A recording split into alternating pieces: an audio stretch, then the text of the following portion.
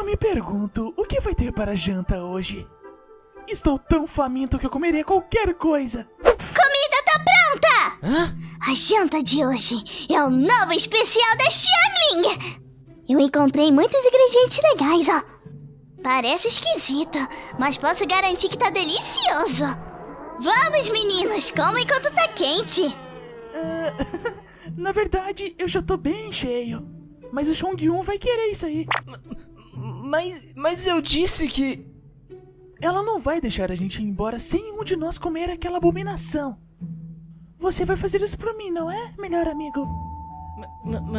Mas eu não posso comer comida apimentada. Ah, por favor.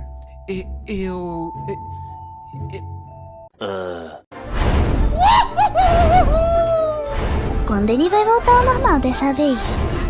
Por talvez mais 2 horas. Uou. De novo? Me pergunto por que o Shinkyu abusa tanto dele.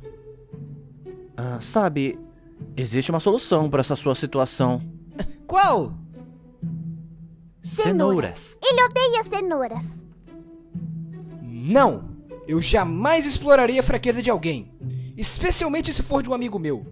Pra mim isso é moralmente errado. E é por isso que ele sofre abuso. Por favor, me ajuda.